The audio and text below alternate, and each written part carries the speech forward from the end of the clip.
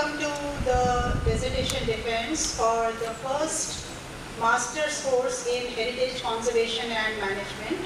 It is my privilege to welcome Dr. Rinchi Badula, Dean, Wildlife Institute of India, for this particular session. I am also pleased to welcome the two examiners who are Dr. Iraq Barucha and Dr. S.A. Hussain. Dr. Barucha is the director of Bharati Vidyapeeth, which is a deemed to be university at Pune. He is an expert in biodiversity management, land use planning, environment education, forestry, wildlife management, zoo planning and management. He has been serving as the member of NTCA, WTI, MEE for Western Region, Board of Wetland, Central Zoo Authority, governing councils of WIN, SECON, and many more such organizations where he is a member. He has several books and national and international papers to his credit.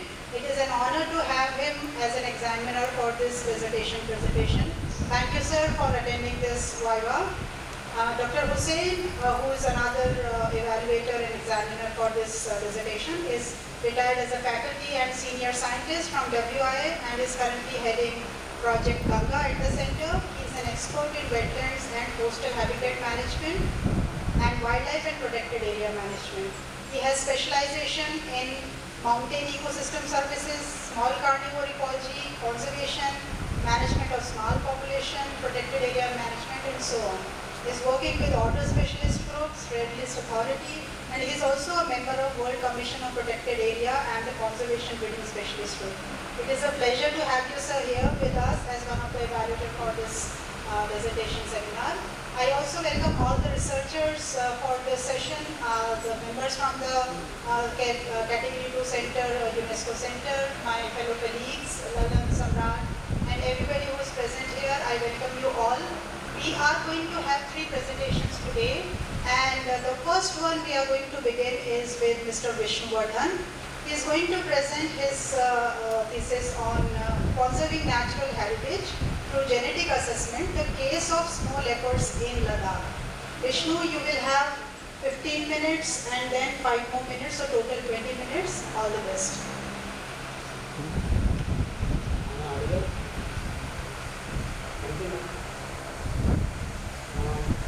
Today I am going to present my master's dissertation supervised by Dr. Y.V. Jhala and Mr. Srinivas. Let me begin with natural heritage. Natural heritage. Here UNESCO designates biodiversity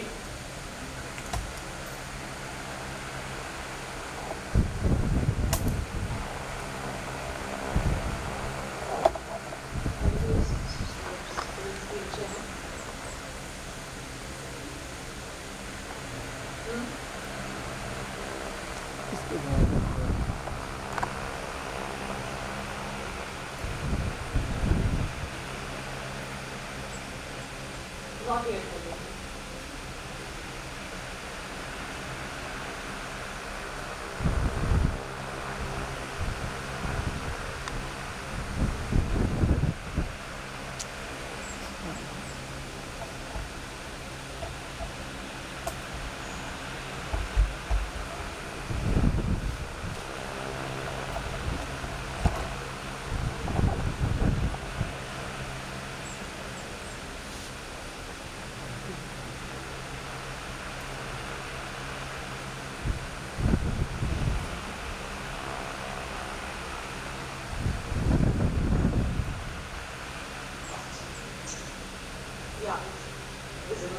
That's fine. Yes, Hello, Vishnu. Hello. I'm audible. Yes. Good afternoon.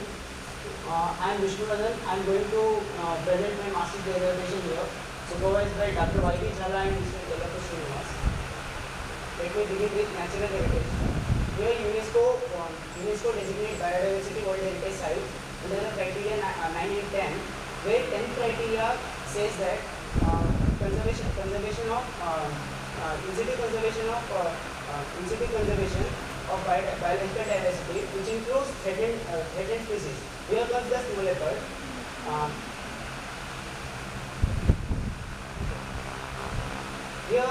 biodiversity. It consists of three levels of diversity. Those are ecosystem diversity, species diversity, and genetic diversity. Here, genetic diversity is also very important for conservation of all these threatened species. By this, I move to the species snow leopard. It's a charismatic and elusive carnivore, which inhabit with population estimates of 3,500 to 7,500 in the world, while which inhabits in the high altitude mountains of Central and South Asia, which is represented in the map. And in India, it also inhabits in the 5 states. Due to its substantial decline in the population, it is considered as vulnerable to extinction in the IUCN, and it is also protected under Appendix 1 of CITES and CMS. In India, it is protected under Schedule 1 of Wildlife Protection Act. By this, I am going to connect cultural significance with snow leopard. Here, as you can see, the corner one, where the rock art, it also signifies the biological and cultural diversity existing in the Waka people of Afghanistan. And it is also considered as national heritage animal of Pakistan and Afghanistan. Snow leopard also appears on the state awards and currencies of Kazakhstan and Russia, where the symbol of coats and arms in the USSR, which depicts the mythical winged snow leopard on the coats and arms of USSR. It also, in India, snow leopard is a state animal of Himachal Pradesh. Here, the highest population are found in Ladakh. Within India, the highest population are found in Ladakh. Therefore, I am focusing on Ladakh. Here, natural heritage of Ladakh is unique, and the snow leopard is a flagship species for this heritage. And snow leopard is also known as Shan commonly known as Shan in Ladakh, and it is also represented in folklore, songs, and arts of Ladakh. By this, before this, any diverse gene pool of species which avoid extinction by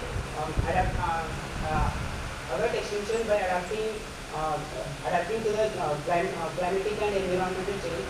While small population they extinct. The probability of extinction of small population is higher than large population. By this, I wanted to study snow leopard genetics. Here, development of polymorphic microsatellite markers are the first step toward studying the elusive carnivore snow leopard. The range-wide study on snow leopard, it characterizes snow leopard into 3 subspecies. Those are mentioned in the map. And studies on genetic diversity and population genetic structures are carried out in Pakistan, Nepal, and as well as in Russia.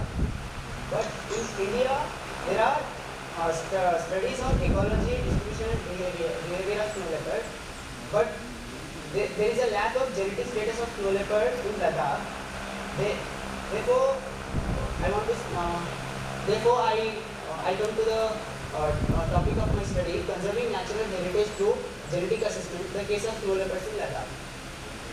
My study area includes whole Ladakh, including Nubra, Kargil, Changtang, and Isle. Here, snow leopard being a ubiquitous species with large home ranges, leading to higher gene flow, but natural barriers like permafrost at higher altitude and large water bodies, they might be acting as a barriers to the gene flow. And in recent times, anthropogenic activities also acting as a barriers to the movement of gene flow.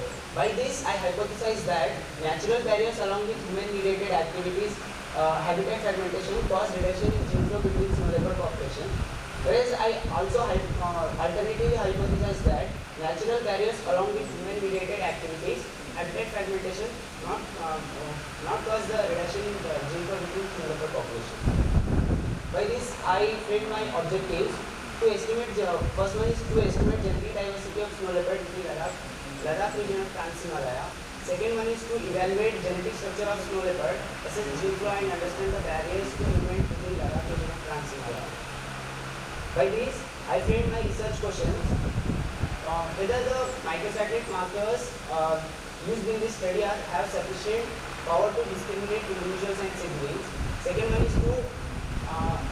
is how many genetically distinct population exist, and is there any gene flow between population within Ladakh region of Trans-Himalaya. Third one is to evaluate sex ratio in the snow leopard population. First objective, methods. Sample collection was done by Forest Department of Ladakh. Here, second one is DNA extraction. DNA extraction was carried out by PAM DNA minikit. Here, after DNA extraction, for species identification, I proceed for PCR polymerase chain reaction. To confirm the amplification, I check for gel electrophoresis. For further confirming the species, I sequence the sample. Then the generated sequences are compared with globally available sequences for species identification. These are the steps where I explained there. Snow leopard identification was done by carnivore specific primer. I targeted mitochondrial cytochrome B gene with fragment length of 148 base pair. And for individual identification, I attempted to choose 16 microsatellite markers. But for further analysis, I only selected 10 microsatellite markers. For standardization, I used snow leopard tissue, blood, and scat samples. This electrophoregram showing the homozygotes and heterozygotes. The first one here, I ran sample in triplicate to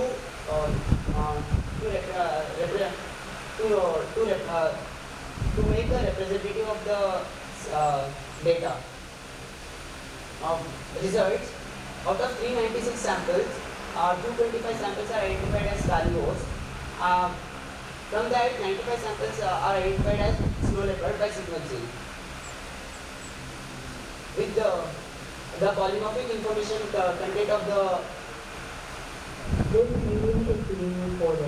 polymorphic information content of the microsatellites are 0.622, which is good for any microsatellite, and the PID SIPS value is 3.53 to 10 to the power of -4, which means the probability of misidentification of two siblings as a one individual is 3 in 10,000 individuals in my study. Finally, 56 individuals are identified with 27 egg captures.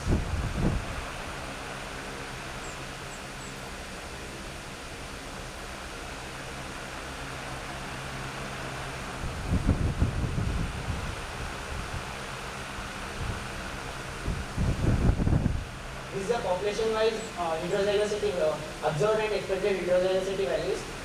These values shows almost similar throughout the population. For sex identification, I used Emily primer. It is a Y chromosome link, which means the amplification showed in only males. Here I used PCR control, snow leopard female and snow leopard male positives, and I also ran in triplicate to avoid. I also ran in triplicate for the confirmation. And sexing was carried out for 24 samples, 24 snow leopard individuals. Because of the time constraint, I could not complete all the samples, out of which 13 males and 11 females were identified. For the second objective, the generated microsatellite markers data I use for I used to estimate the genetic cluster. Here, the delta K value, it shows the it indicates the optimum cluster in the population. Where this graph shows there are two clusters in my in this population in this population.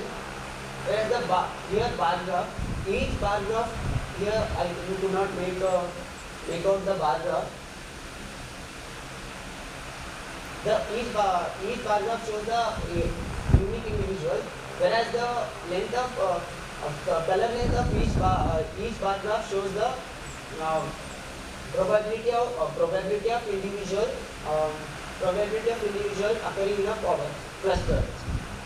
Here the result shows that there is no genetically distinct population was observed among all the four regional populations.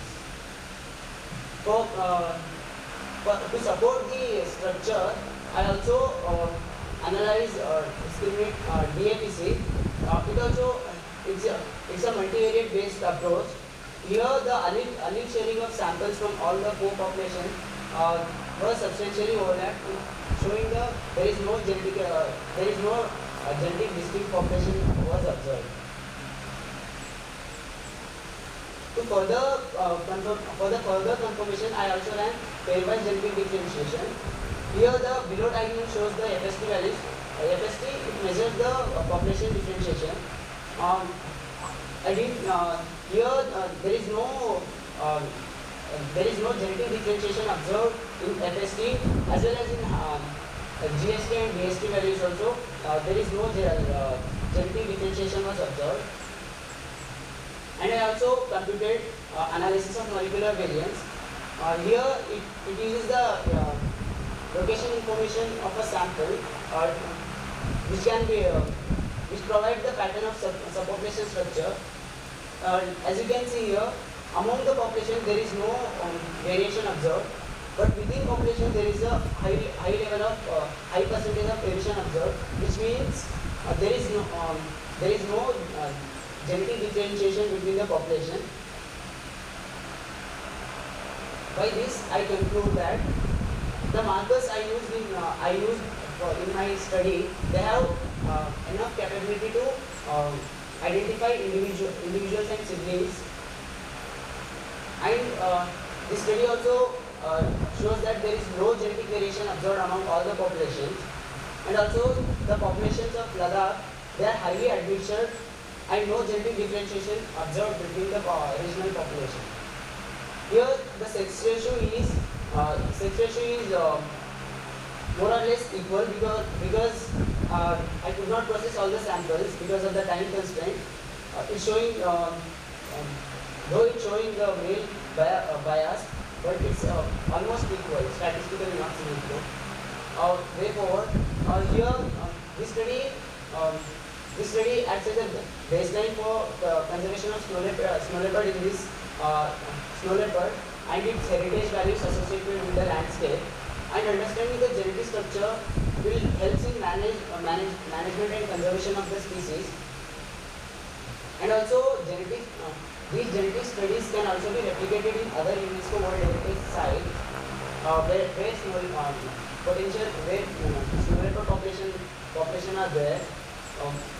And this also ensures that the Trans-Himalayan ecosystem needs to be maintained while planning the developmental activity because it is having a single gene pool.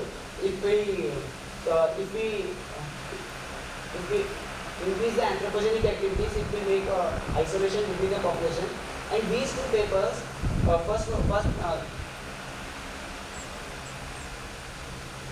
this paper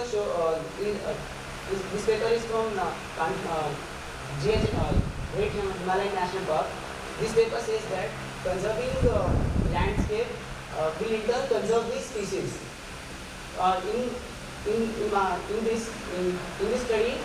In my study, snow leopard as an apex predator.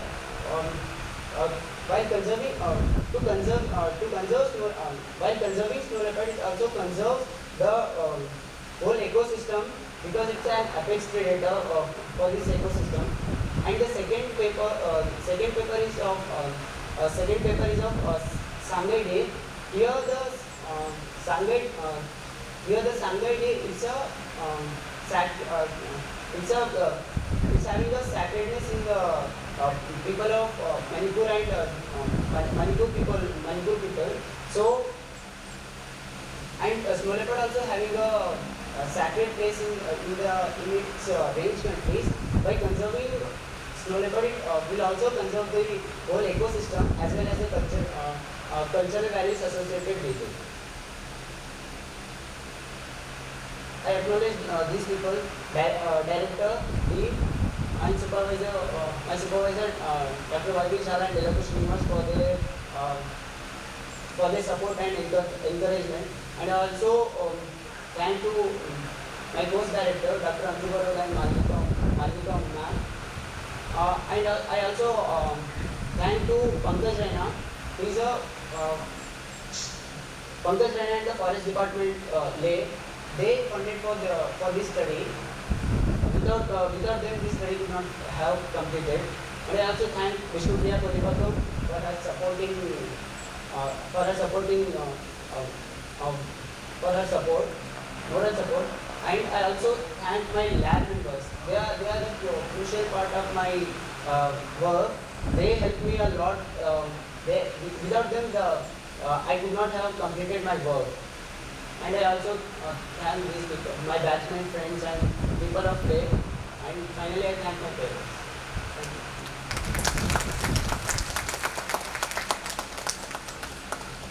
Thank you, Vishnu. We'll now open the session for questions. 5 minutes.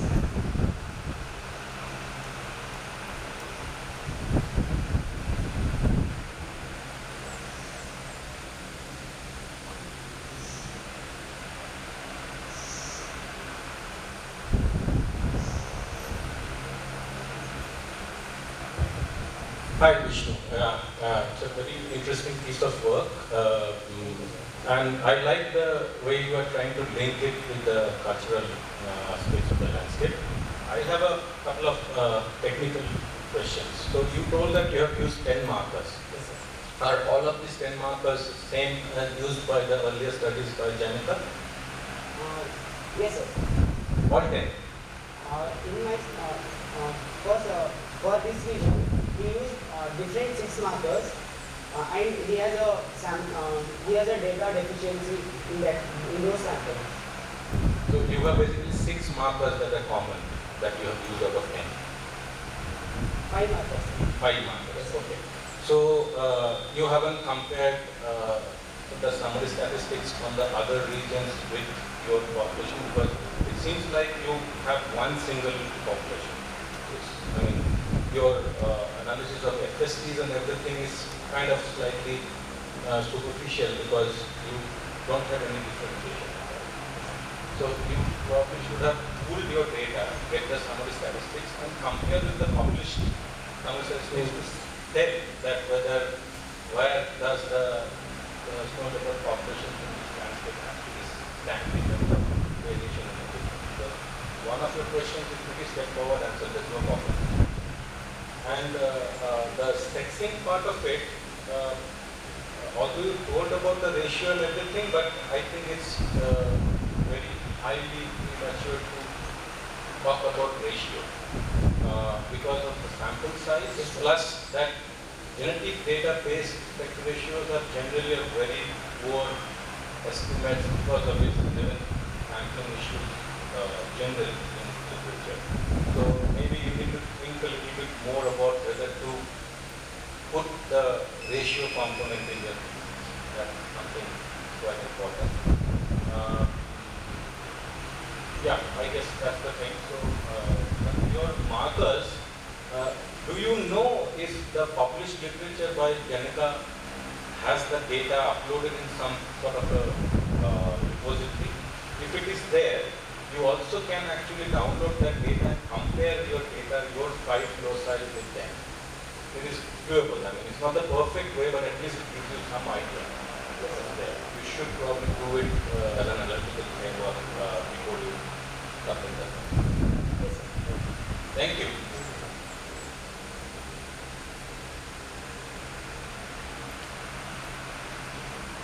Vishnu, nice presentation.